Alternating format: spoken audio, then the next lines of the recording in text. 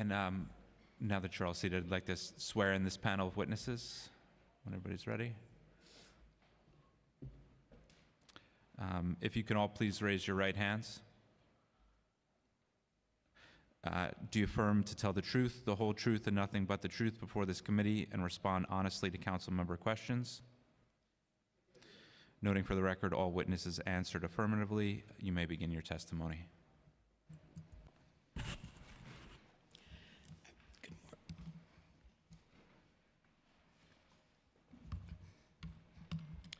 Good morning, Chair Rivera and the members of the Committee on Criminal Justice. My name is Nora Daniel, and I'm the Chief of Staff at the Mayor's Office of Criminal Justice, MOCJ. With me today are Jordan Montoya, Executive Director of Pretrial Services at MOCJ, Angel Arias, Community Outreach Manager, and Zachary Honoraff, Deputy Director of Research Innovations. Thank you for the opportunity to testify about alternatives to detention and incarceration. MOCJ advises the Mayor on criminal justice and public safety policies. MOCJ partners with not-for-profits, law enforcement agencies, district attorneys, and advocates to address underlying systemic issues that impact New York City's safety. MOCJ collaborates with our partners to offer good government solutions to pressing public safety challenges. MOCJ's initiatives include diversion programs, reentry services, supervised release, transitional housing. These are core initiatives that operate in the public safety continuum to mitigate crime, help the most vulnerable New Yorkers thrive, and build stronger, healthier communities. Alternatives to detention, ATDs, and incarceration, ATIs, are crucial parts of Mayor Adams' commitment to the public safety continuum. They provide critical investments that offer people impacted by the criminal justice system, the court, and system actors with alternatives to carceral settings. Diversion programs allow individuals arrested for certain crimes the opportunity to participate in programs that address underlying behavioral concerns to prevent future criminal justice involvement, allowing individuals to reintegrate into community without incarceration. These programs are a vital aspect of the criminal justice landscape. Similarly, supervised release is a court-mandated release program that offers judges an alternative to pretrial detention and provides off-ramps to voluntary services and referrals to participants who exhibit needs. Having supervised roughly 22,000 cases in FY23, the program is a key tool in the court's toolbox. Supervised release is available on all criminal cases citywide and implemented through our provider partners, NYC Criminal Justice Agency in Queens, Center for Alternative Sentencing and Employment Services, also known as CASES in Manhattan, Center for Justice Innovation in Staten Island and Brooklyn, and the Fortune Society in the Bronx. These partners, through their trained teams of social workers, peer specialists, and clinical staff, supervise individuals in community. Our partners offer a wide range of services and programs to participants, which include intimate partner violence programs, youth-specific tracks, cognitive behavioral and other forms of therapy, mental health care, substance use harm reduction tools, employment, housing, and benefit assistance. For other or more acute needs that cannot be addressed by providers in-house, providers offer warm handoffs to both out and inpatient programs. In FY24, MOCJ, along with our supervised release providers, are launching an intensive case management pilot to pair those in SRP with higher needs and persistent touches with criminal justice system, with a team of highly experienced and trained staff who can provide more direct and frequent care to this population. ATIs are typically services mandated by a judge for individuals to complete an assigned program. Participants may enroll in ATI services prior to their case disposition. MOCJ partners with 14 providers to facilitate 24 programs, which include a broad array of services for those mandated to the programs. These programs provide comprehensive support to participants, including assistance with education, job readiness, internships, community service, mental health services, access to public health services, substance use treatment, recovery, and a range of other rehabilitation programs. You've heard from some of our partners already, so I won't talk about all of the services they provide. You know about all of the great work that they're doing. We have a couple of examples in the written testimony on Nathaniel Act and El Rio in the Bronx, an Osborne program. Over the last 3 fiscal years, 97% of those who completed their ATI program have not been rearrested for a violent felony, and 92% have not been reincarcerated at all. In FY23, ATI programs serve more than 8,000 New Yorkers. As of October 2023, MOCJ began implementation of the Jail Population Review Program, mandated by Local Law 75 of 2023. Councilmember, your bill, we're implementing that currently. This initiative is designed to safely decrease the number of individuals awaiting trial in custody. The focus is on mitigating systemic inefficiencies that contribute to unnecessary delays in case resolution and linking individuals with appropriate community support and supervision. Through this undertaking, the Center for Justice Innovations screens cases at various stages in the legal process to identify potential individuals who, based on review, are good candidates for release to ATI or diversion programs. Since its commencement in October, CJI has reviewed the cases of individuals in jail for a 7-day period, averaging approximately 50 cases per week. While still in its early stages, the initiative has already referred numerous cases to the District Attorney's Office in Manhattan and defense attorneys to address various issues. This initiative represents a crucial step forward in our commitment to fostering justice and creating pathways for rehabilitation within our communities. Our administration is committed to actively identifying roadblocks in the criminal justice system while investing in the most vulnerable people impacted by the criminal justice system by providing appropriate and safe alternatives to carceral settings. Thank you for the opportunity to share some information about this work. We're happy to answer any questions you may have at this time. Thank you. Thank you for also your patience today and staying and listening to a panel of incredible providers. A quick question about your testimony and mentioning CJI and reviewing the cases of individuals. You had, while still in its early stages, you have already referred numerous cases to the District Attorney's Office and defense attorneys to address various issues. Do you have any of the outcomes? We're not quite ready. We're not quite at the outcome stage, but we hope to continue to keep you updated as we move forward. Okay, I look forward to that. So you mentioned a new pilot as well. It's an intensive case management pilot that's for fiscal year 24. So looking forward to hearing about that. The fiscal 2024 budget included approximately $37 million for supervised release. Can you update the committee on how this funding is being utilized so far this fiscal year? Sure. So the funding is the additional funding for supervised release was to right-size the program. As I think you're aware, the program has essentially doubled since I think FY21 in terms of folks who are referred into it, who are mandated to it. And so it's to right-size it and as well as to implement the intensive case management pilot. By right-size, do you mean scaling up? Meaning to make sure that the funding matches the number of people who are actually being seen. Do you have some of those numbers and why you had to right-size? Yes, so the number of people who have been mandated to supervise release in FY21 was around 11,000, and FY23 is around 22,000. As part of MOCJ's PEGs for the 2024 November plan, alternatives to incarceration has been reduced by $6.7 million. Reentry services reduced by $8 million, and supervised release programs cut by $13 million in fiscal year 25 due to re-estimates. In order to close Rikers and in a timely manner, the city must reduce the population at Rikers by half.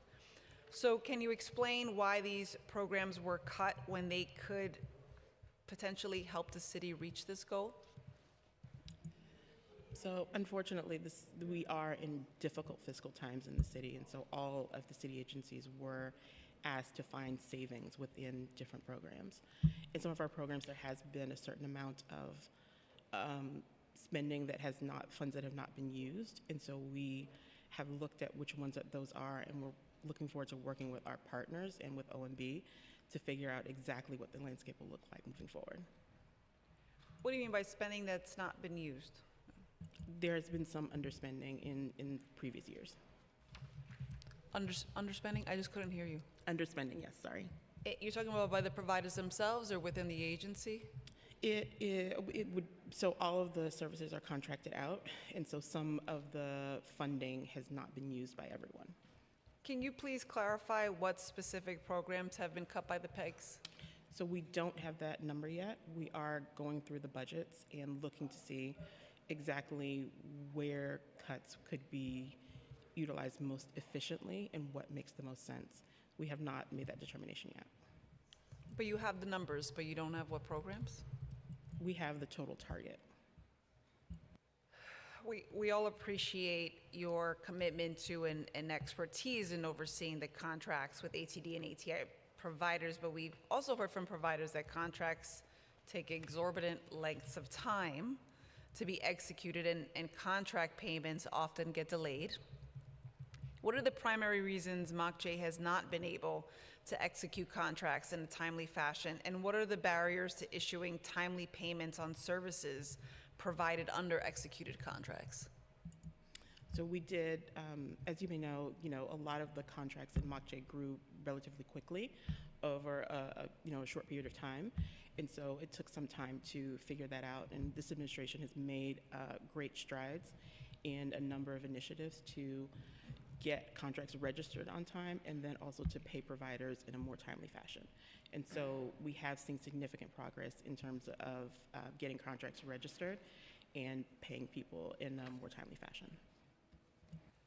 So MOCJ, it seems like it was initially conceived as a mayoral office designed to guide and direct policy, and not as an entity overseeing hundreds of millions of dollars in city contracts. And like you mentioned, it did grow very, very quickly. Does MOCJ currently have the staff and resources necessary to fulfill all of its mandated obligations? And if not, what does MOCJ need in order to operate more effectively to manage contracts and achieve other objectives? So over the past, since the beginning of the administration, there's been a strong push to get contracts registered on time, as I mentioned before, and also to pay providers more timely. At this time, we do have the resources that we need in order to be able to meet that mandate currently. So you feel you're staffed adequately, you're able? Currently, we are able to move things in a timely fashion, in a more timely fashion, I should say. Last fiscal year, we saw the transfer of the Office of Neighborhood Safety contracts from MOCJ to DYCD. Will we see any other programs transferred to other agencies this fiscal year?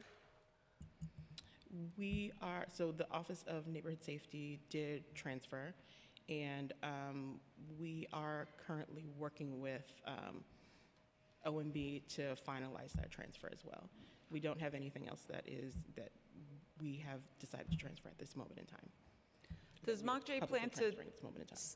Okay. Does MOCJ plan to issue a new RFP to operate alternatives to detention or alternatives to incarceration programs? Currently, the cycle is on. There's 3 two-year renewals contemplated by the previous RFP. We're currently in the second of those, and so there's another one that procurement ends in FY26. So we would be looking to do some type of procurement at that time.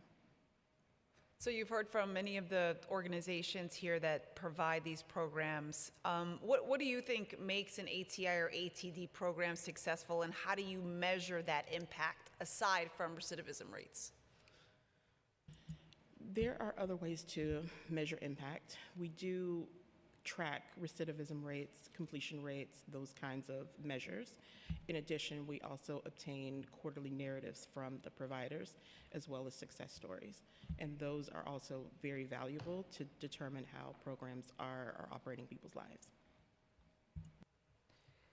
What has MOCJ's budget for alternatives to detention programs, that's programs who serve individuals who have been charged but who have not yet reached a plea or sentence, what is the budget for those ATD programs each year since fiscal year 2019, and how many individuals have been served each year? So that is the alternative to detention that we have is the supervised release program. And I will turn it over to Jordan Montoya to answer those questions. Good morning, and I want to thank the council for their continued support of our program. In FY 2019, the program supervised out of arraignments roughly 5,000 individuals, and our budget at that time was roughly $14 million. In FY 20, we served roughly 6,500 individuals coming out of arraignment, and our budget was roughly $37 million. In FY 21, we served roughly 11,000 folks with a budget of $72 million. FY 22, we served roughly 19,000 individuals with a budget of $72 million.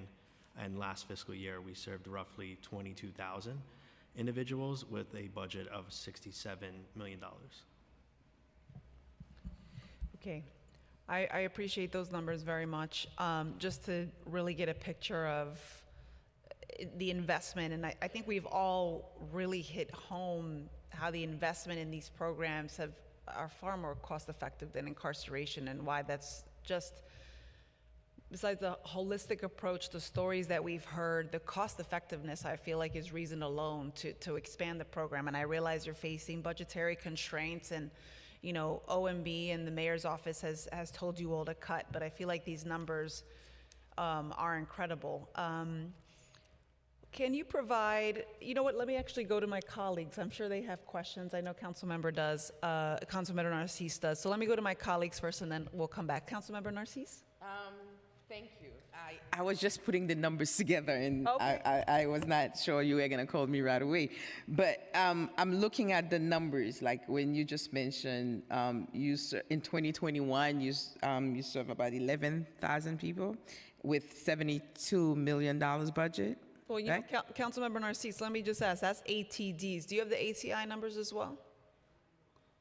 We do have ATI numbers as well. Yes. There's also another set of numbers. Okay. Let me get you that before you go on.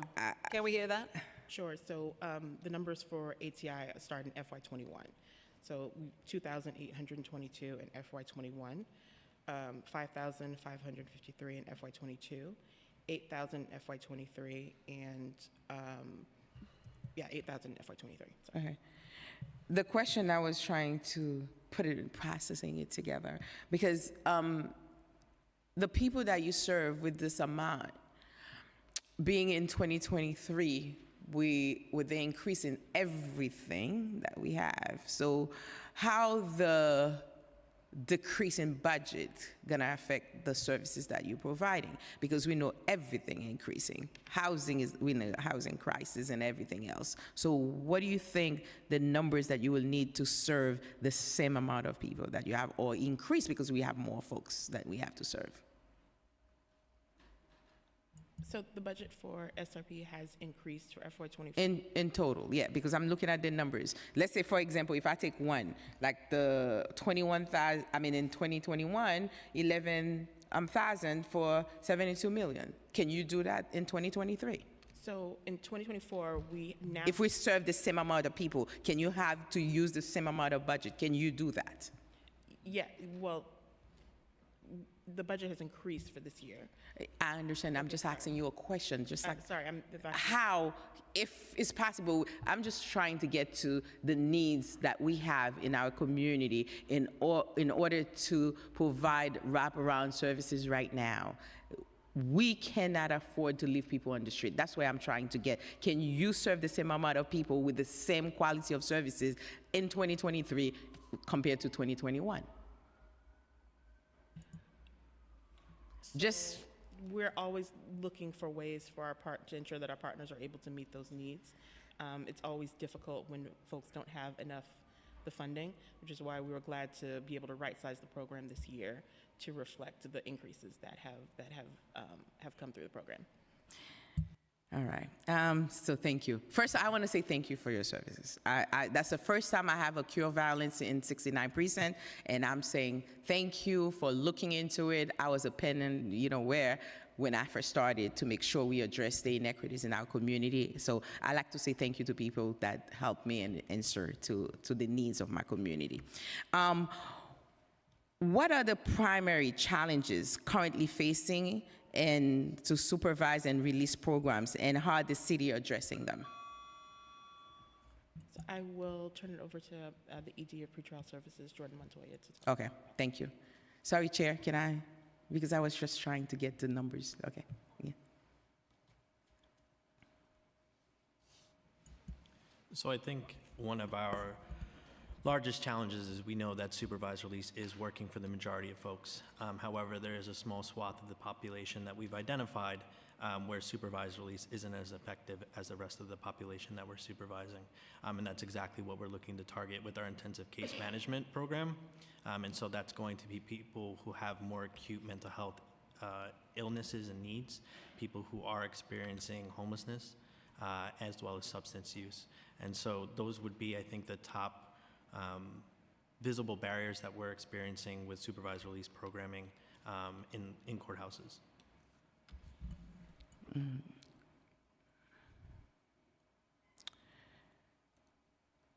Are formerly incarcerated individuals involved? at all the planning and implementation of ATI programs? Do you know? Are you aware?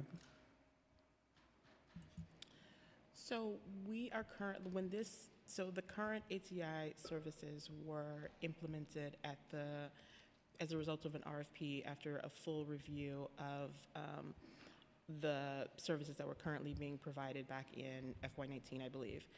And now we are looking to do another review that will also include more stronger voices from folks who are formerly incarcerated. I also know that our participants are formerly incarcerated or justice involved. I also know that our providers are constantly speaking with folks who have system involvement and who are impacted by the system, and are consistently getting their feedback on how things are working for them. The programs are very much individualized and very much take into account what people actually need in the moment. And so, yes, I would say so. How does the city measure the success of alternative to incarceration ATI programs in terms of reducing recidivism? So we look at the programs, how many people are completing, and then also how many people are being rearrested, and then are also being arrested, and what kind of crimes, if they are rearrested, what kind of crimes they are rearrested for. So that's how we look at and how we measure some of the success of the programs. As I mentioned before, there's also a qualitative aspect to it as well. So we do get narratives on a quarterly basis, and then success stories and challenges that people are facing as individuals within the system as well. Okay. What I'm hearing from folks like providing the services, logistic barriers is such a big, huge problem. Someone may be well ready to be released, to be coming to a program, but because of arranging the logistic from the side of Rikers is so cumbersome. So what are you doing to reduce that? So that can often be a challenge, and so we do try to work with providers as well as DOC to figure out where roadblocks are and to see how we might be able to unstick them, particularly when they have something to do with like system actors within the city or any kind of issue with like the courts or anything like that. We do try to work with providers when we find out that there are those kind of issues.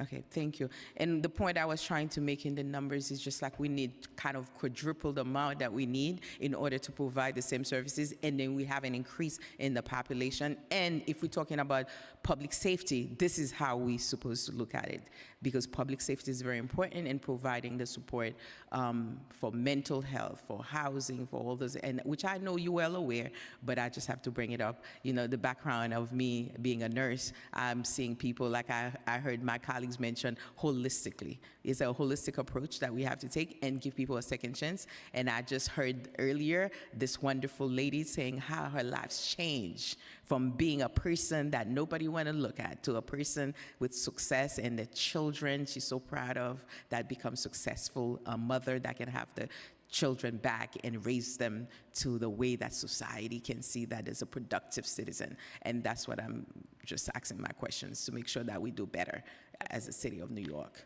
Thank you. Thank you. Thank you, Chair. Thank you, Councilmember. Councilmember Ressler? Thank you so much, Chair Rivera. I just have to say, I think you've done a tremendous job leading this committee, and we're really fortunate to have you in this role. And I really appreciated you centering our exceptional criminal justice serving organizations in New York City first in this panel. You know, I think it's often said that one of New York City's greatest assets when it comes to criminal justice reform is the caliber of the organizations that we have providing reentry services, providing comprehensive, high-quality supports to people who have been through the criminal justice system. And I think I am incredibly appreciative of the smart, hard, and effective work that you all do every day. To shift gears to MOCJ, thank you, Nora and team, for joining us. I am appreciative of the work you do I only wish that this administration valued it more and that it was better resourced and better prioritized. You know, when you look at the costs that we spend annually on chronically absent and vacant positions at DOC, it's $331 million. 10 times the budget that we put into ATI programming annually. If we were to just shed a tenth of that budget on vacant and chronically absent DOC positions, we could double our ATI programming and investments and drive down our incarceration rates. We all know that under Mayor Adams, the rates of incarceration have been skyrocketing. We're well over 6,100 individuals in jail today. It is a serious problem. 55% of them have a BRAD H mental health designation, and we're just not providing the services and support at the scale that we need. So I want to first just ask, you know, we were very proud in the budget this year to add $38 million on the council side to supervised release. The status of the enhanced supervised release track, when will implementation begin on that, and what's the timeline to bring it to Brooklyn, as Brooklyn is the most important place in the world? Right, Mercedes? I will say that, Yeah. you know, we are grateful to the admin and the council for adding the additional funding into supervised release in order to right-size the program and then also implement the ICM pilot for folks who have higher needs and those persistent touches with the criminal justice system. You know, the support has been robust on that side, as well as with some of our other programming, including transitional housing, which has also increased funding for this year. These programs are a really vital part of the public safety continuum, and the administration does understand that, and the mayor is continuing to commit to these programs within the public safety continuum. Public safety is the most important thing. We know that these programs, as investments in people, do support public safety. I'm going to turn it over to Jordan to talk a little bit more about ICM and where we are in the implementation phase. Thank you. So that new money has been the catalyst for new hiring across providers, and we're starting to get really good feedback from the ground. Can you quantify the reduction in caseloads as a result of that new funding? Not at this point in time. It's something we're working towards. Hiring is being scaled, and it can't all be done all at once. We can't get the immediate impact right away. But I can. Is there a timeline at which you might be able to provide that for us? Sure, absolutely. I think by the end of the fiscal year, we should be able to have, you know, a hard number to give you as, you know, we scale hiring. To address your initial questions, I would just ask if there are interim updates that could be shared with the chair and the committee. It would be very helpful as we look to funding for the next fiscal year to be able to demonstrate the efficacy of the investments that we've been fighting for. Absolutely. And just to answer your initial questions, the pilot is scheduled to launch in January of 2024, and then we will be sure to make it to Brooklyn as soon as we possibly can. But no timeline at this time? Not at this point in time. And the timeline for the pilot is for 1 year to assess, or what's the plan? So it'll run from January of 2024 until the end of fiscal year 2025. Okay. And just one more question on reentry hotels, which I think are an important area for us to continue to invest in. I've been disappointed by the shrinkage that we've seen in the number of reentry hotels that exist. Could you confirm the number of hotels and the number of beds that we currently have? And if you've renamed it post-Exodus, I don't remember, so I apologize. But the number of beds and hotels that you're currently in, and any intentions or plans to increase or decrease capacity. Sure. We have about 5 sites currently online, and it's a little more than 800 beds. And when the system is fully online, we'll have around 1,000 beds. And is Housing Works operating all 5 of those sites? Housing Works is operating 4, Fortune is operating the others. And is there an intention to go beyond 1,000 beds? At this time, we do not have intention to go beyond 1,000 beds, but we're always looking to see where funding can be most effectively used. But there's similarly no intention, there's no plans at this time to reduce the number of beds? No, not at this time. Okay, thank you very much, Chair. Thank you. Thank you, council members, for your questions. Just a couple more here. In 2017, MOCJ engaged the Center for Advancing Correctional Excellence to examine the needs of individuals who come into contact with the justice system. They identified service gaps in terms of the type of programming needed to prevent recidivism and justice involvement, most significantly for individuals with substance use disorders. So how have you made adjustments to the ATI programs and contracts in response to these findings? So those findings were the basis of the RFP for the ATIs, which was released in FY19. And so we used that as the basis for determining, developing the RFP, and then also for determining the awards. So specifically, how are you looking to further scale ATD and ATI programs for those people with substance use disorders or even people with serious mental illness? So we do have partners now who do engage people with mental illness and with substance use disorders, but we are always looking for ways to see how we can better use resources to address those populations of folks. We do understand that it is sometimes an unaddressed need, and so it's something that we are continuing to look at. Are you looking to further scale for people with serious mental illness? I mean, the numbers there are clear of people that are diagnosed, of people with serious mental illness. That number has only increased during this administration. Are there plans to scale that component of the program? So we are continuously looking at ways that we can serve that population. As you know, we are in a difficult fiscal time, but that doesn't mean we're not also looking for ways to fund it in other ways. You know, we do need additional help from the federal government and from the state, and so we are always looking for ways to fund programs that can address needs that tend to go unaddressed. In speaking on gaps in programming, earlier was mentioned that there are, I believe you called it a swath of individuals where their cases are not successful with supervised release, and thus came about the ICM pilot. So looking at current ATD and ATI landscape, where do you see the gaps, and how could those gaps be addressed? Is ICM one of those solutions, and what other programs or initiatives will you start, or have you started, or will you scale up? So supervised release is specifically designed for people to return to court. We also are looking for people to not be rearrested while they're there, but it's specifically designed to ensure return to court. ATIs are a little bit different from that. They're intended to, for folks to complete them instead of going to incarceration. And so because of that difference, and because of that sort of long-term aspect of it, and because it's very individualized. And so we really need to look at which specific needs are not being addressed and seeing ways that we can do that's most effective. We have worked with some partners to start those discussions, but we aren't quite in a space to share at this time. So there are needs that aren't being addressed, which I would call, a more sophisticated way of saying gaps. You have identified those, but you're not ready to share, or are you not ready to share how you're going to address those unfulfilled needs?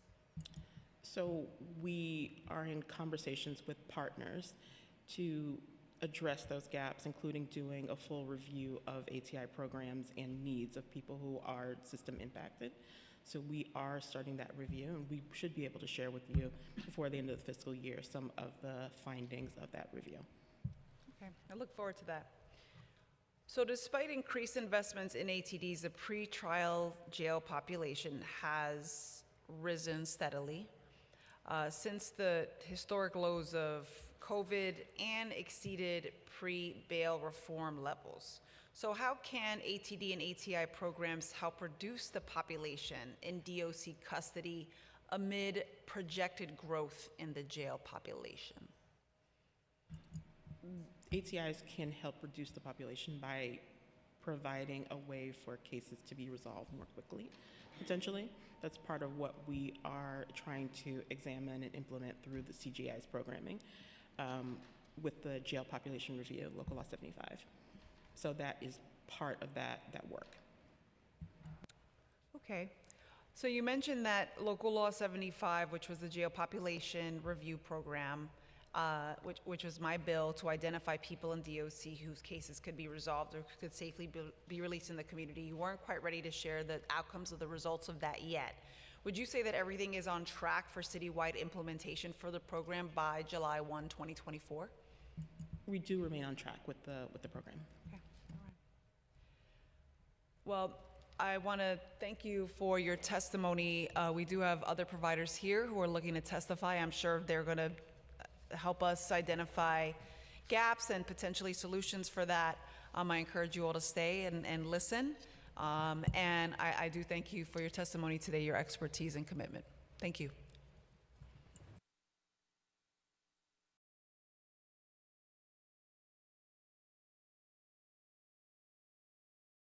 Thank you to this panel. We'll now turn to public testimony.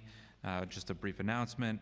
For in-person panelists, please come up to the dais once your name has been called. For virtual panelists, we'll be calling individuals on a one-by-one basis to testify. We will be limiting public testimony to 3 minutes each. Please begin once the sergeant has started the timer. For virtual panelists, once your name is called, a member of our staff will unmute and the sergeant at arms will set the timer and give you the go-ahead to begin. Please wait for the sergeant at arms to announce that you may begin delivering your testimony. And I'll call up the first panel, and I apologize if I get any names wrong here. David Londiff, Jacqueline Gadstigan, Avery McNeil, Jennifer Parrish, and Darren Mack.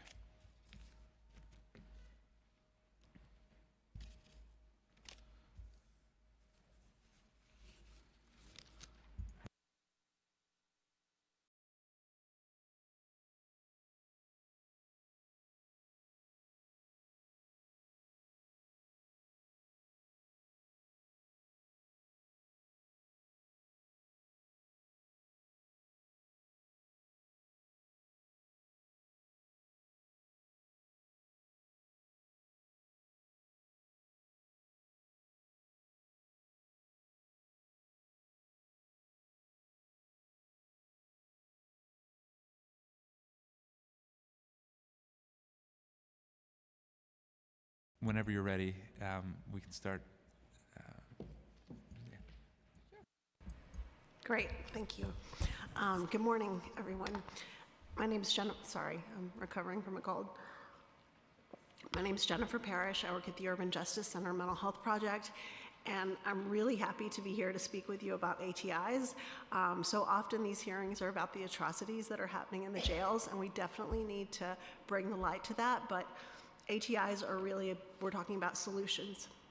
And until recently, New York City has had great success in reducing our jail population, and we can get back on track, but we can't do that without alternatives to incarceration. So it's not just about maintaining funding, we really need to increase funding. But I want us to challenge ourselves to think about how we do it. As we're prioritizing how we expand, we really need to think about the incarceration piece of alternative to incarceration and make sure that we're prioritizing a population that would otherwise be spending time in prison. For example, that's what the Cases Nathaniel Act program is. They keep people with serious mental illness out of the state prison system, and the state prison system is not able to provide mental health treatment. While they have Office of Mental Health staff there, it's a punitive environment, and frankly, some of the mental health staff has the same sort of mindset that the correction officers do. So we really need to keep people with mental illness out of the state prisons. We also need to focus on that population because when we've seen increases across the board, it hasn't been true for the mental health population. Even when the jail population was going down, it wasn't going down at the same rate for people with mental health needs. And we certainly know right now that it's going up. So we need to focus on that population. We also need to think about who we're delivering ATIs to related to racial equity. That is a problem across the board in the criminal legal system, and that's true for ATIs as well.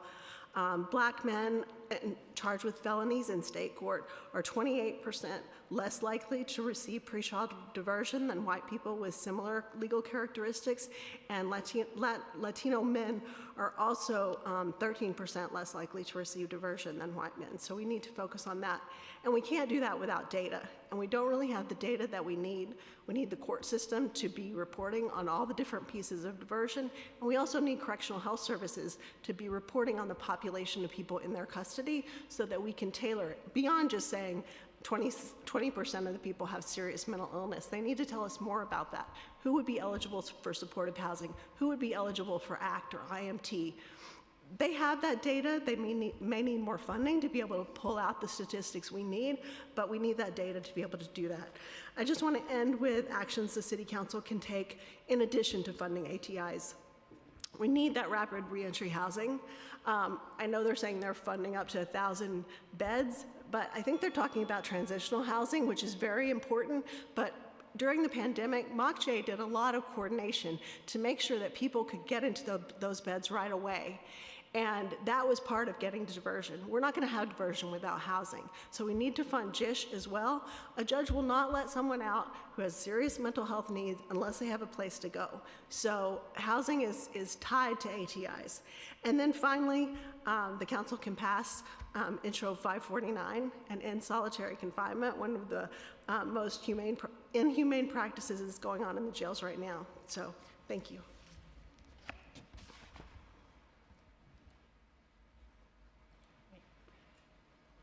My name is Avery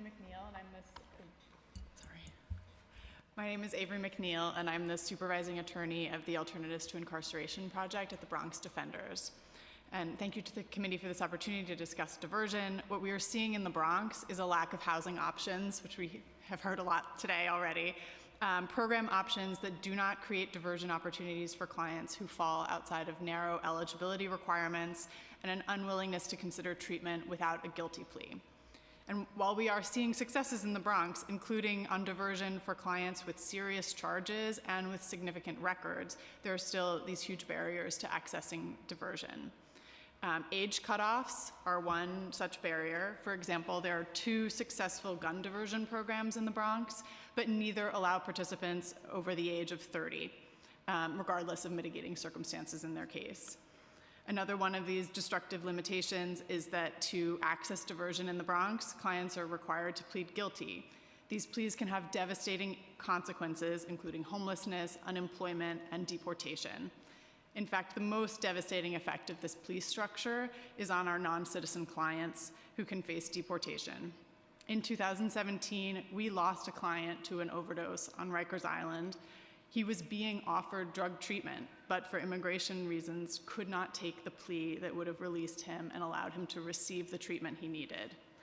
Non-citizens like him are placed in an impossible position, forced to choose between treatment and deportation. Guilty pleas should not be a precursor to treatment and diversion. Resource limitations, as we've been hearing today, are also a huge barrier. Resource limitations for the current program providers are a huge barrier to our clients accessing diversion.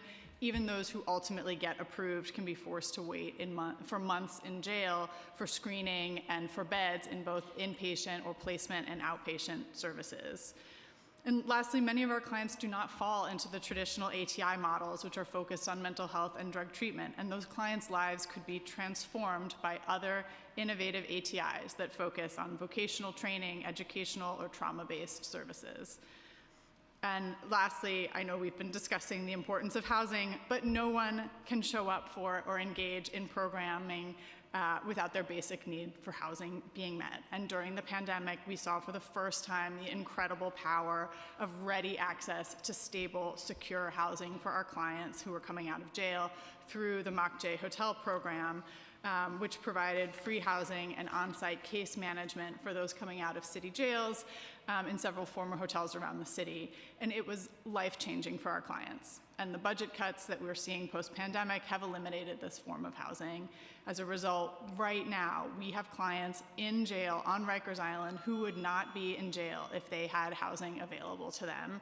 and they are screened for treatment, approved for treatment, and on Rikers because they have nowhere to live. So this need for housing that we've been talking about is not just urgent, it's necessary for successful diversion. Thank you.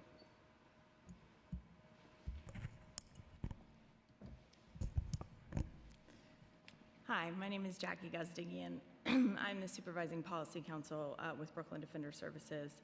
I've also been a public defender for 15 years. I want to thank the Council and Chair Rivera for the opportunity to testify here today.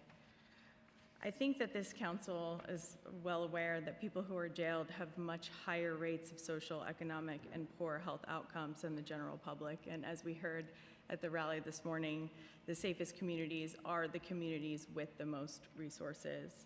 And BDS is fortunate to have strong relationships with several ATD and ATI programs that provide many of the people we serve with holistic services, as we've heard talking about holistic services already today. However, to truly realize the promise of ATIs and ATDs, more investment is required, and programming must be available not just for low-level offenses, but also for violent felonies and gun-related offenses, if we are truly committed to making our communities safer. The benefits of ATIs and ATDs are not limited to people charged with nonviolent offenses. In fact, this Council has previously recognized the importance of community-based responses and crisis management as crucial components of violence prevention. Unfortunately, options for ATIs or ATDs for our clients charged with violent felonies or alleged gun possession, there is a serious lack of programming available. We call on the City Council to meaningfully invest in alternatives to incarceration and detention for individuals charged with violent felony offenses. Programming that clients can access to get the resources they need to help break the cycle of incarceration, and programs whose requirements set clients up to succeed rather than fail and then face lengthy prison sentences.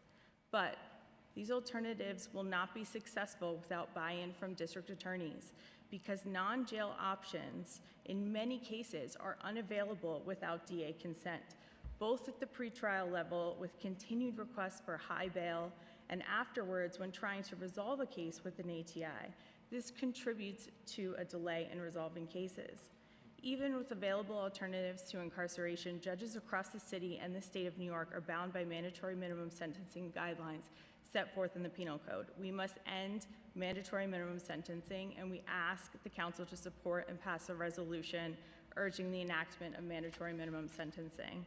Additionally, young people in the communities we serve are particularly vulnerable to police interaction, and many youth are statutorily barred from receiving ATI programmings, sentencing, and sealing protections in the existing youthful offender law, and must rely on prosecutors to reduce charges or to consent to programming, and judges are unable to exercise their discretion in this area.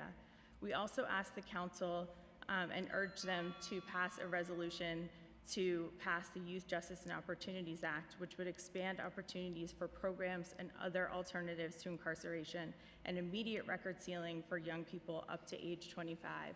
We thank the Council for having this hearing and the opportunity to submit testimony. We also want to thank the Council for continuing to address the problems in our communities that create the risk of criminal legal system involvement in the first place, such as lack of stable housing, gainful employment, and access to substance use and mental health care. Thank you so much.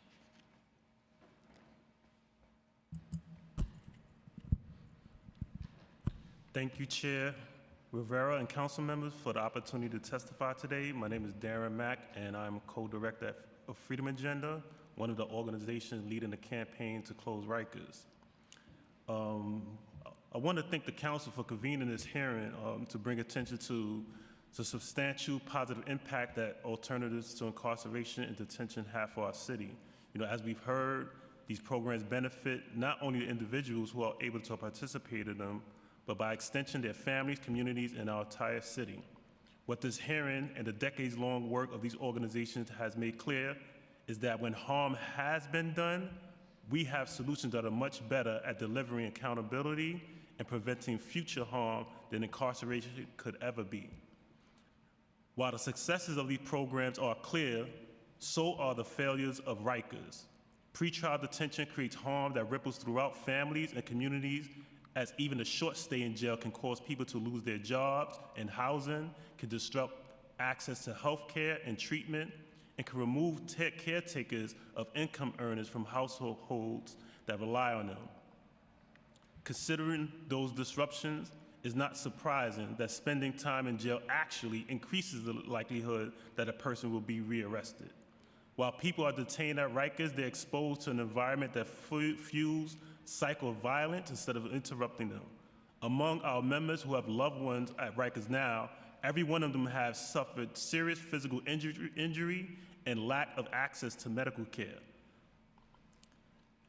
Members who were there decades ago endured the same harms, and yet New York City plans to spend $2.6 billion to operate Rikers Island this upcoming fiscal year. At a per person annual cost of over $500,000, incarceration is the most expensive and least effective intervention our city has. In a time when the administration is looking to cut the city's spending, it simply does not make financial sense to continue funding Rikers when we have alternatives that deliver much more safety and community stability at a fraction of the cost. Expanding alternatives to incarceration must include making these resources available to people with a higher level of need. For example, one of our members is the mother of a young man with mental health challenges who has been at Rikers for more than 2 years. He was homeless at the time of his arrest and faces accusations that she believes stem from his poor mental state. But despite his mother's efforts, she has been unable to secure an alternative for him that could address his treatment and housing needs. Meanwhile, his mental state continues to deteriorate. He's been in juvenile detention before, and there's no reason to think that more time in jail will address the root causes of his behaviors. But right now, it's the only intervention our city is offering. Thousands of New Yorkers are languishing on the Rikers right now in similar circumstances. That is a tragedy. And I'll conclude by saying, so the question before this council and this administration is what we will do to bring these solutions to scale. This city council must ensure that in this year's budget, we provide alternatives to incarceration and detention programs with the full funding needed. By doing that, we will make our city safer, we will reduce the jail population, and we will stay on track to close Rikers. Thank you. Thank you to this panel. Appreciate it. Thank you all very much. Thank you.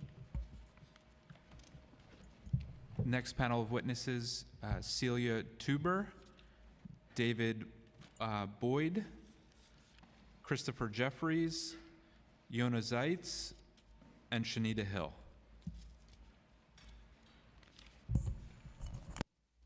And after this panel, we'll move into Zoom testimony.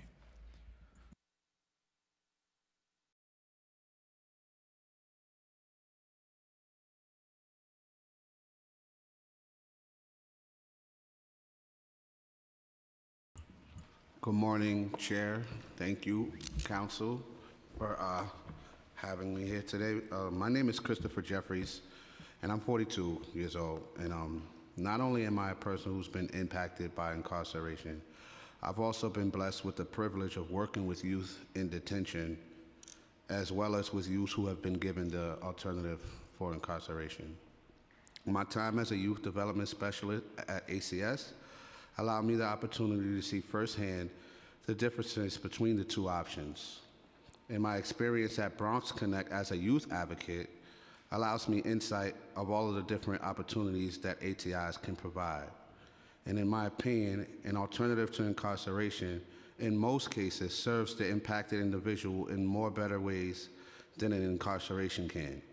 Also, alternatives to incarceration generally produce lower recidivism rates than incarceration does.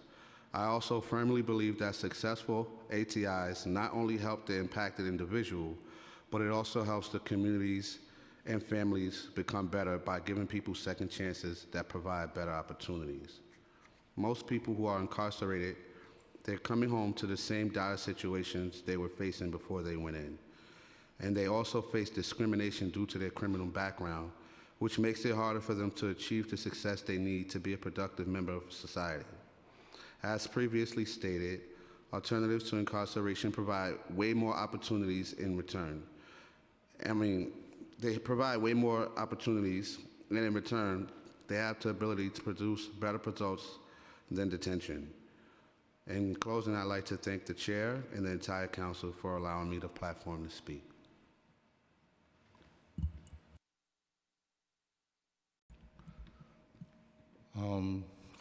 Hello, my name is David Boyd. I definitely wasn't prepared for this, so I didn't write anything. I could just share with you my story, and why this work is so important to me. I'm a mentor at Bronx Connect. At 14 years old, I had my first son. By the time I was 20, I had 5 sons. By the time I was 23, I was incarcerated. And I believe a lot of these things happened because there was no father figure in my life. So being engaged with this type of work, I run across a lot of participants that have those same issues without a father figure being there. So the joy that I get for mentoring these young men and trying to keep them from going down that path that I went was very important to me, and I take it very seriously. I deal with these young men every day. I see them come in broken. Their trust level is like 0, and I also see them when they finish the program, you know, with holding their head up high, and some of them having some skills that they didn't have when they got here. I've seen some with jobs. I think this is a great thing that I'm involved with. I wish that there was a program like this when I was 14 years old, because I probably wouldn't have went down the roads that I went. So in short, this is just my story that I just felt that I needed to share and let you know how important that this alternative to incarceration programs are to me. Thank you. Thank you, Chair Rivera and committee members. My name is Cecilia Tuber. I am a community organizer at Bronx Connect. You can see actually 4 out of 5 of us here are Bronx Connect, so it just shows how passionate we are about this work and about this program, these programs. Here at Bronx Connect, we're an organization that provides wraparound services for justice-impacted individuals at different stages. Some who are formerly incarcerated, some who are currently fighting a case, and some we have preventative programs as well. But our alternative to incarceration and alternative to detention programs are so significant and successful. The purpose of incarceration is to hold individuals accountable for the crimes that they commit and to deter them from reoffending. Well, that's what it's supposed to do. But what we're seeing is that simply sending somebody to jail or prison does not reduce the recidivism rate. Rather, it exacerbates the person's situation and can actually make them more likely to offend because of the environment that they're exposed to. And although there are resources that are offered and say that they're offered, sometimes it's not skilled people that are leading these programs. Sometimes it's people who don't understand the struggles these people are facing. And so that's why organizations like Bronx Connect and all the other providers, part of the ATI coalition, we are people who actually understand that and know how to address these issues. And what really works is looking at the why, looking at the root causes of why are young people offending, in certain areas more than others, and that's the lack of resources. And this has been said multiple times, but the safest communities are the ones that are offered the most resources, and we see that. We definitely see that in the South Bronx, and that's where the Bronx Connect office is located. At Bronx Connect, the youth that in these programs do receive proper mentorship and wraparound case management. They go through self-harm and anger management classes, along with many other self-help and skill-building courses by some lovely people that I'm joined with today. And by going through these, it is addressing those root causes. It's understanding how, to move forward with your life, even though you have all of these obstacles against you. Even if you feel like the world is against you, how can we help you? And how can we build upon these issues and strengthen your skills to put you in a better situation than you were before, interacting with us? We're seeing how so many of these young people are flourishing and leading successful lives away from crime after successfully completing our ATI program and our ATI and our ATD programs. There's been some numbers that have been stated before, but where we really see, sorry, can I just have one more minute? Thank you. Where we really see that, the success stories is the people that we come in contact with. As my colleague David had said, seeing them broken, seeing them struggle, coming into the programs, and then leaving with skills that they never may have received before in way better positions, maybe having internships, having those employment opportunities, so many opportunities that they would have never had if they weren't part of this alternative to incarceration. And I just want to mention really quickly that although we have so many success stories, within the last 2 weeks, there have been 2 individuals that really stuck out to me who had let me know that one got their GED, which is fantastic, and this is already a step up and in the right direction. And then we also had one of our youth who he actually just graduated our alternative to incarceration program, and his story and his journey was so impactful that the judge actually cried at his graduation, during court, which is amazing. And this is just 2 cases, and that was the last 2 weeks. We can help so many more people if we do receive this funding and we, receive it, continue it, and then also increase the funding. Again, thank you for giving me some extra time, and I really appreciate you allowing me to testify here today. So thank you, Chair and Council members. Good afternoon, council members and Chair Rivera. My name is Shanita Hill. I am the Mental Health Therapeutic Supervisor with Bronx Connect RTG. I am so happy to sit here and talk about ATI programming and all that it has done in the lives of the young people we serve. My colleagues, they touched it, but they did not speak to the amazing, words fall short for the impactful work that they're doing and these programs do for these young people. I am so grateful to sit here and speak to these programs because I've seen these young men and women, because I need to say this does hit home for our young ladies as well, come and receive the benefits and the families that are touched by the services that their children and their loved ones are able to come and receive.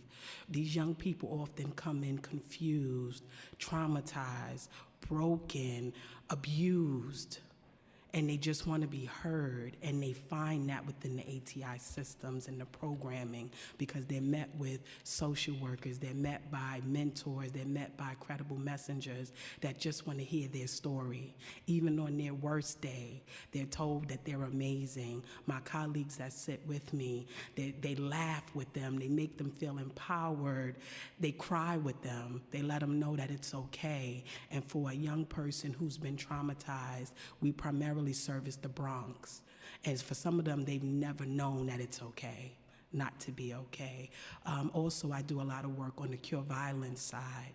We work with also RTG, and the connection that Cure Violence helps ATI participants by taking accountability, by allowing them to have community engagement, by seeing some of the harm that happens because of some actions that they may have made, giving them a sense of remorse, helping them connect to families who may have lost children or loved ones to violence or have been affected by violence. So they're really getting, when you guys spoke earlier about that holistic wraparound, really connecting to their actions and how they might want to deter from what they've been doing.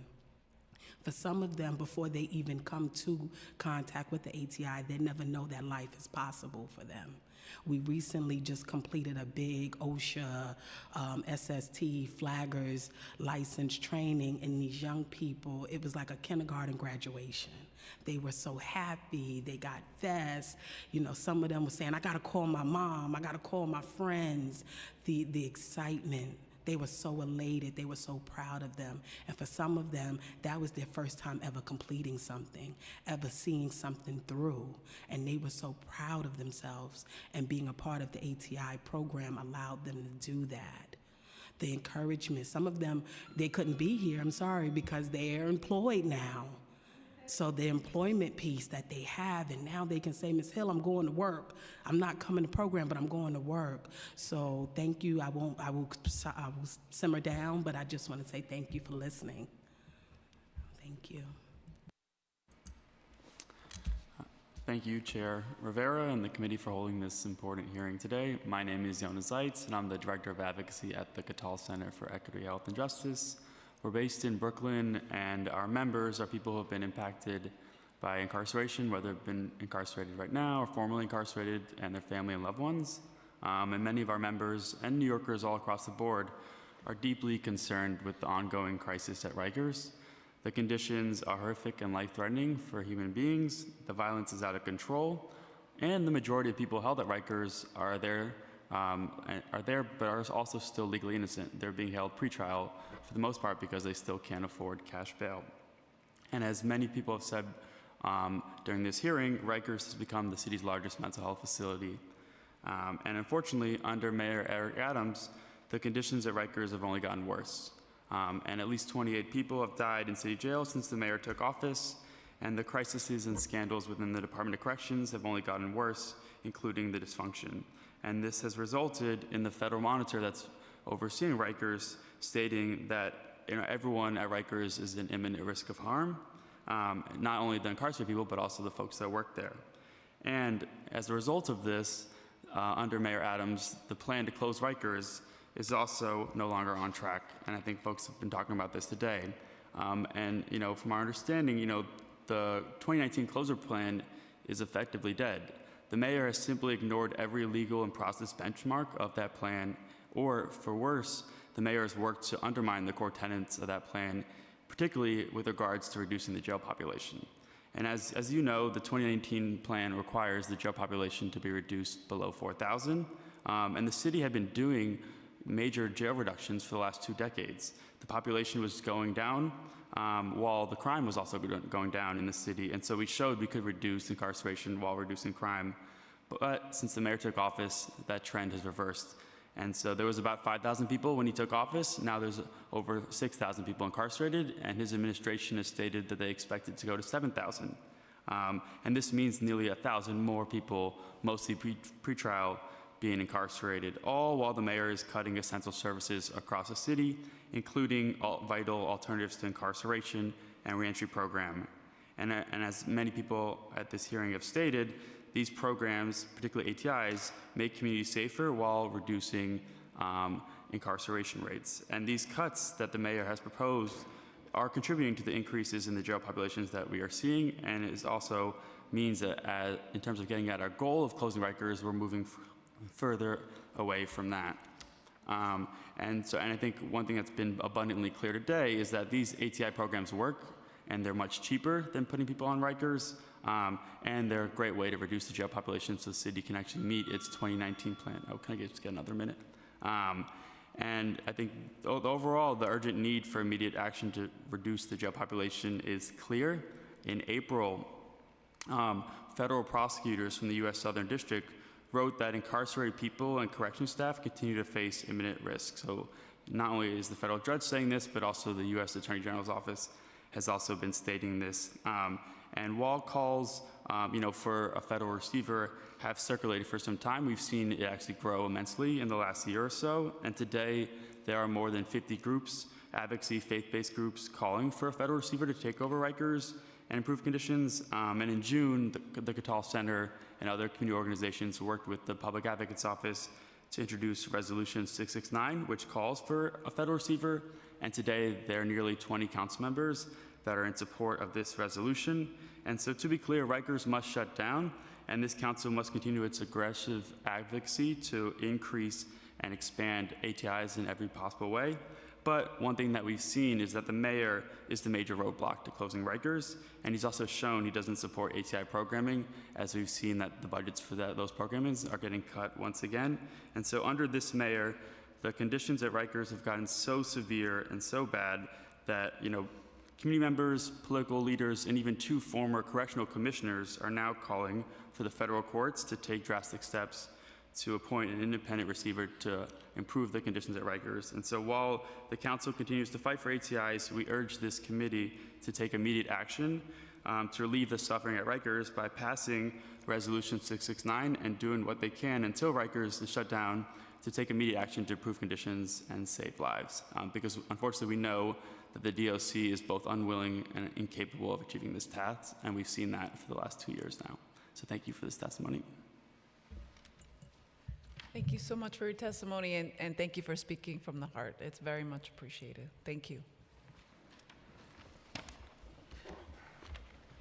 Okay, we'll now move to Zoom testimony. If there is anybody present here who does wish to testify and hasn't filled out a witness slip, see the sergeant at arms in the back of the room. But we'll call up the Zoom panelists. We'll go first with Emily, then Zachary Katz-Nelson, then Brad Sage. So first we'll turn to Emily Appel. Hi.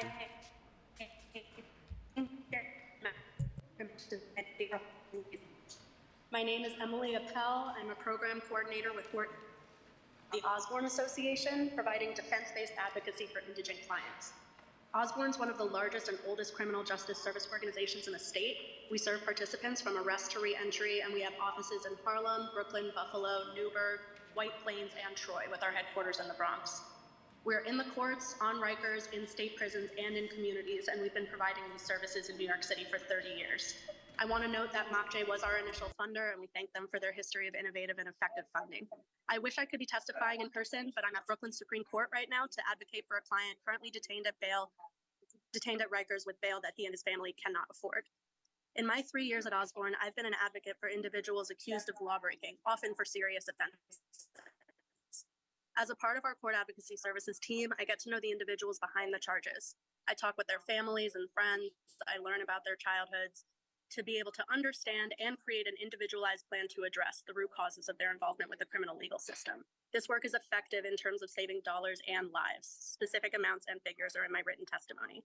We thank the council for investing in ATDs and ATIs, and we urge you to increase this upstream cost-effective treatment. To underscore the importance and effectiveness of alternatives to detention and incarceration, I'd like to tell you about one of our recent clients, although there are so many stories I could share about the critical positive impact of ATDs and ATIs. Miss C was being detained on a cash bail, which she initially could not afford.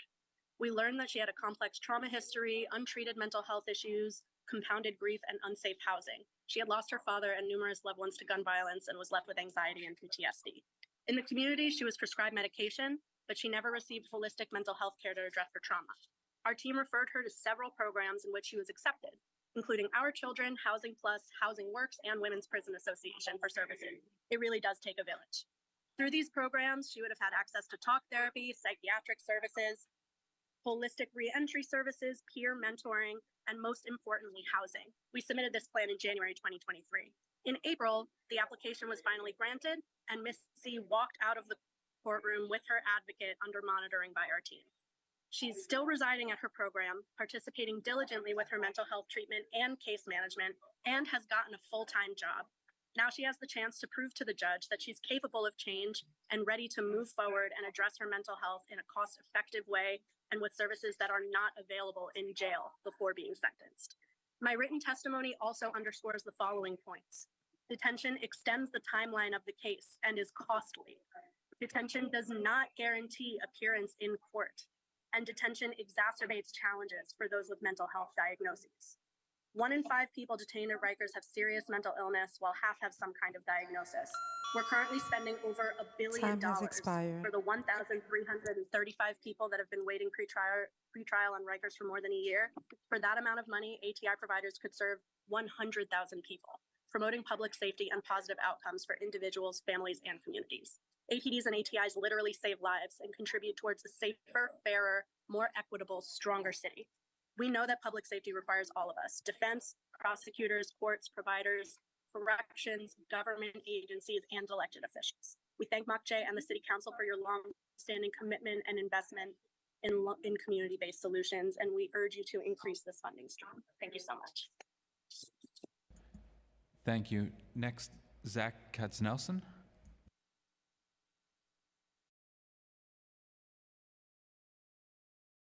Hi, good afternoon. I'm Zachary Katz-Nelson, Executive Director of the Littman Commission. Thank you for holding this really important hearing and for the chance to testify.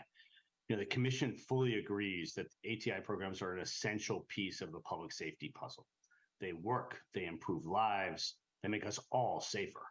And critically, they also mean fewer people are subjected to the dangerous, dysfunctional conditions at Rikers, and they hasten the day that we can close that terrible place. And as has been said many times, they do it for pennies on the dollar compared to what we spend to otherwise send people to the chaos and violence of Rikers. We talk about barriers for people to access ATI. Sometimes it's the small things. For instance, in the court pens in Manhattan right now, which they're run by the NYPD. Other boroughs are run by DOC. This difference is a legacy of COVID and the height of the staffing crisis at DOC. But in the court pens in Manhattan, NYPD keeps people cuffed, which means they can't actually sign HIPAA release forms so that their attorneys can access medical records, advance assessments of them, and get them placed in an ATI.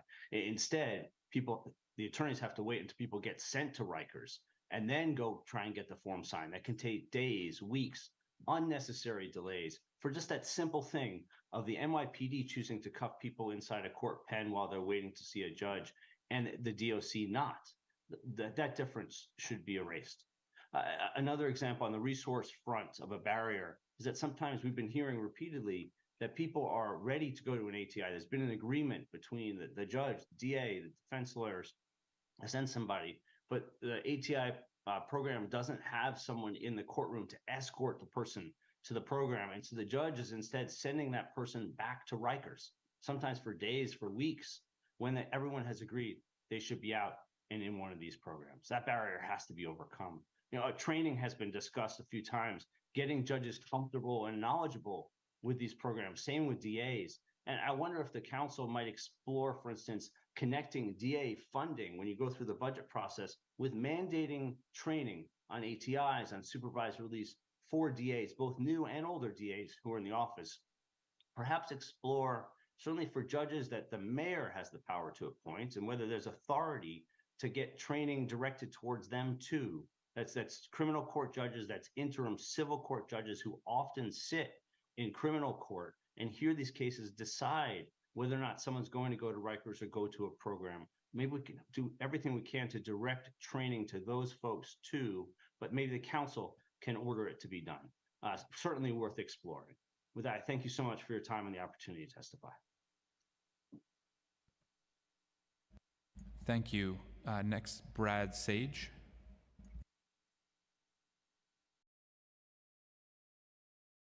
My name is Brad Sage, and my title is Diversion Specialist at New York County Defender Services.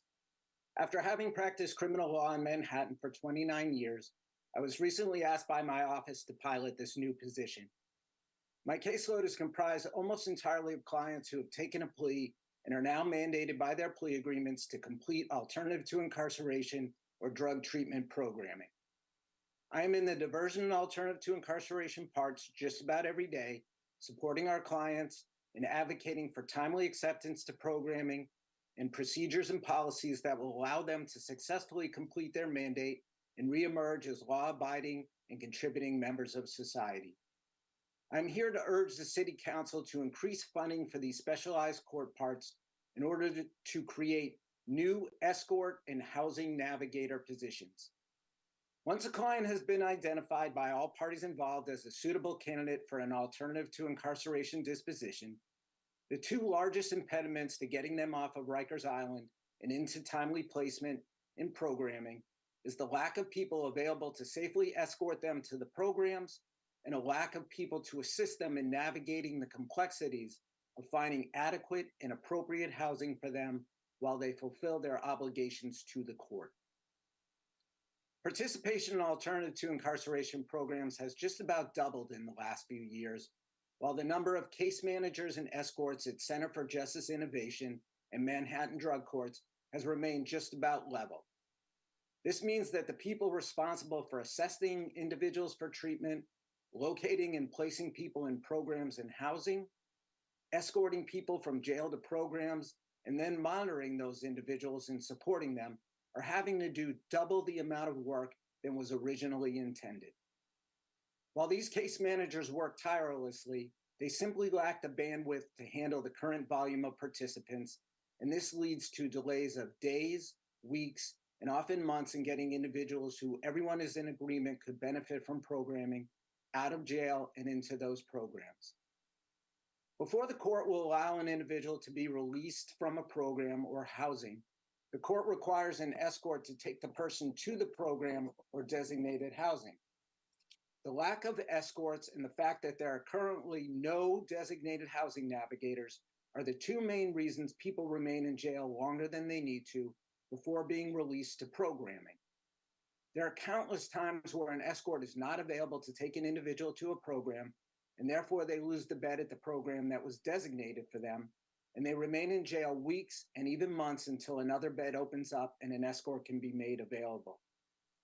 Likewise, I recently had a client that was released to a program 6 weeks after everyone agreed to release her because it took that long to find housing for her. Time expired. If I could just have one more second, as there was no designated housing navigator to assist in that complex process. Unfortunately, this situation is all too common in these courts, and that is why New York County Defender Services urges this body to increase funding to solve these critical issues. Thank you. Thank you. Call up our two additional witnesses, Anthony Springer and Jacoina Vinson.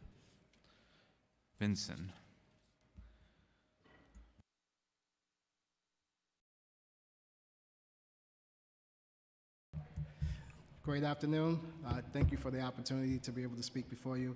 My name is Anthony Springer. I am the Senior Advocacy Associate at Bronx Connect. You've heard from a few of our people that are doing the important work. I wanted to spend a little bit of time just reiterating what they've already said about the importance of the ATI and the ATD programming.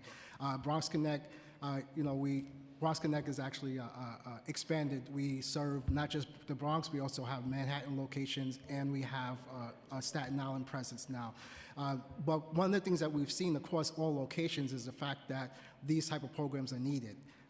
Yesterday I had a meeting with some of the young people, and one of the things that they continually talked about is the fact that they felt that they needed a second chance. They needed an opportunity to be able to get on the right track. For a lot of them, they're coming from impoverished areas, and they're coming from areas that's under-resourced. And because of that, they're not getting the access to this. At Bronx Connect, we don't just have them in program. One of the things that we and all these other ATI organizations do is we serve the entire person. By offering opportunities for them to have housing, opportunities for them to have jobs, opportunities for them really just to feel like they are part of society. At Bronx Connect, we also have an advocacy program where we're teaching them to be able to use their frustration and their voices to be able to speak to actual things that's going to help the community. We're seeing how having them have just access to opportunities have bettered them. We talked a little bit about the OSHA class. I had a young person come to me yesterday, and he was so happy about the fact that he got his OSHA certificate, and seeing people who are graduating and saying, you know what, this is the better way, has been beneficial to their lives. So I want to thank you again for the opportunity, and thank you for holding this hearing.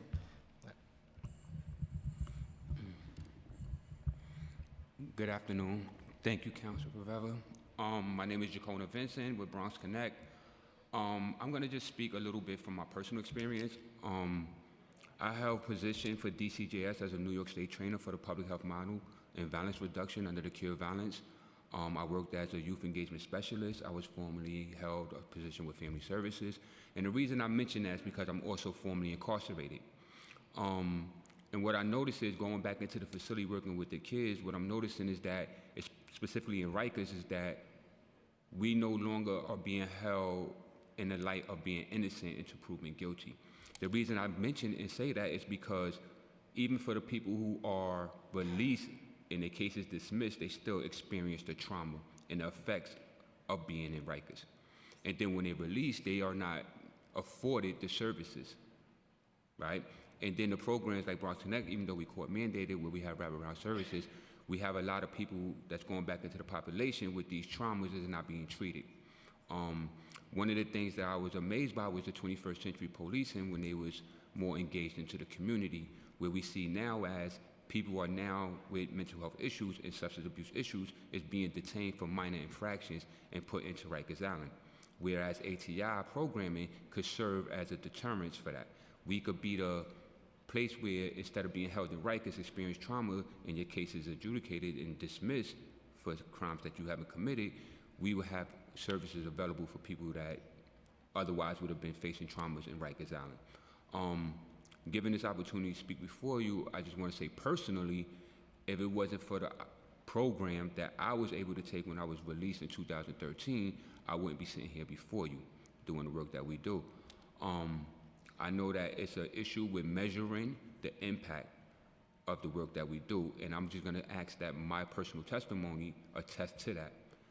People said I would never have employment. I was convicted for murder in the 2nd degree, and yet I held positions that otherwise wouldn't have been available for me. And I've been a productive member to society for over 10 years. I have committed crimes since 1997, and I was wrongly convicted. And the reason I mention that is because there's a lot of people with mental health issues and people that's sitting in Rikers Island that haven't committed the crime. They're being wrongly charged, and people don't talk about them as well. As far as housing, I'm working with this organization. I'm noticing that a lot of youth are homeless. Some parents are incarcerated. Some youth was being held in Horizon in Rikers Island simply because they don't have a placement, foster parenting or any type of guidance or places to go home. So they back into the community and the streets without any type of services. And another thing I just want to mention, the reason I mentioned the positions I held is because operating in this role, I usually do a lot of different roles. I'm a first responder. If a kid gets shot, I'm in a hospital. If they need help with clothes, I'm at the food pantry, wherever I'm needed, right? Because we don't have people with personnel to fulfill all these roles because we don't have the funding. So we are spread thin. And thank you. Thank you. Thank you to the Bronx for showing up today. And I also just want to, that last testimony, you can never underestimate the power of companionship, of somebody being there for you, especially if there's someone who's actually listening and trying to understand or can identify with what you're going through. So today, you know, that family unification, mentorship, education, workforce support, all of the things that are provided in such a holistic way. I think we know that Rikers has proven not to be a place for rehabilitation, let alone a safe place for incarcerated or even officers. The lengths that staff and the volunteers go through to really support court-involved people, the need to push these effective programs to help reform this criminal legal system that we find ourselves in is so urgent. And the barriers that include housing, which is, we are in crisis right now. So I just want to thank everyone for their testimony. Seeing no other people to testify, I just want to thank you all for the work that you do. And with that, we adjourn. Thank you to all the staff for helping us make this happen.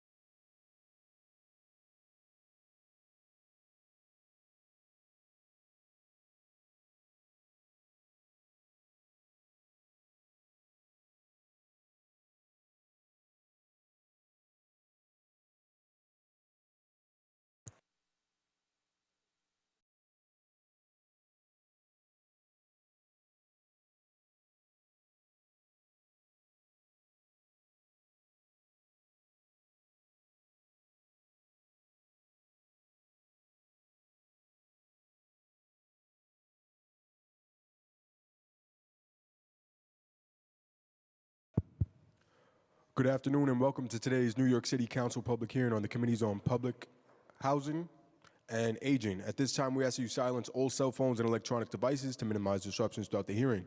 If you have testimony you wish to submit for the record, you may do so via email at testimony@council.nyc.gov. Once again, that is testimony@council.nyc.gov. At any time throughout the hearing, do not approach the dais. We thank you for your cooperation. Chairs, we are ready to begin.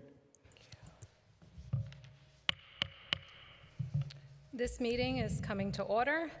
Good afternoon, everyone, and welcome to this hearing of the Committee on Public Housing, which is being held jointly today with the Committee on Aging. I am Councilmember Alexa Aviles, the chair of the New York City Council Committee on Public Housing. I'd like to thank you all for attending this oversight hearing, examining the infrastructure of resident safety at NYCHA. We are joined by my colleagues from the Public Housing Committee, Carmen de la Rosa, Councilmember Carmen de la Rosa, Councilmember Gail Brewer, thank you for being here. Every tenant in New York City has the right to safe and secure home. Safe communities are communities where people have what they need. It does not mean a community that resembles a prison or is over-policed. Safety for tenants includes knowing that doors will lock, that they can count on their fire alarms to go off in an emergency, that the grounds are maintained, and when they have them, that cameras in their buildings are functional and being monitored. Unfortunately, NYCHA residents have become accustomed to just the opposite, with broken doors, inoperative fire safety systems, and non-working or non-existent cameras. Today, we are looking at all aspects of safety and security systems that NYCHA has direct control and responsibility over. These systems, like any physical systems on NYCHA campuses, have faced disinvestment and need billions of dollars in repair. While we at the Council will continue to push all levels of government to fully fund NYCHA and fund it properly, much of this disinvestment is compounded by poor policies, poor oversight, lack of training, plans or lack thereof, and sometimes poor or incoherent implementation. Even in light of the disinvestment, NYCHA must make focused and strategic investments, communicate those plans and outcomes, and have effective policies to ensure resident safety. Over the last 18 months, NYCHA has received reports from the New York City Comptroller, from the New York Department of Investigations, and the Federal Monitor, all detailing not just that NYCHA needs more money to keep residents safe, but also pointing to management changes and recommendations that NYCHA should take to address many of these issues. Today, I'm looking to hear from NYCHA which specific recommendations they have adopted and what changes they are making with specificity, timeframes, and locations to keep residents safe in their homes. I would like to thank my staff, Cristina Botego and Edward Cerna, along with the Public Housing Committee staff, Jose Conde, Charles Kin, Dan Krupp, Nicolas Montalbano, Christopher Zawada, and Connor Mealy for all the work they've put into this hearing. As you heard at the top of this, this is a joint hearing that will look specifically at the impacts on NYCHA seniors, seasoned or sexiest part of New York City's communities. The seniors who built this city are our greatest treasures, and we must do right by them. And with that, I now turn it over to the chair, Chair Hudson, to make her opening statement. Thank you so much, Chair Aviles, and good afternoon, and welcome to today's joint hearing on the infrastructure of resident safety at NYCHA, with a special emphasis on the safety of older NYCHA residents. I'm Councilmember Crystal Hudson, Chair of the Committee on Aging. My pronouns are she, her. Thank you to Chair Aviles and the Committee on Public Housing for holding this vitally important hearing today alongside the Committee on Aging. NYCHA serves a large number of older adult residents living in both regular developments as well as in seniors-only developments and buildings that only allow residents aged 62 years and older. As of March 2022, 23.6% of NYCHA's entire resident population, or almost 70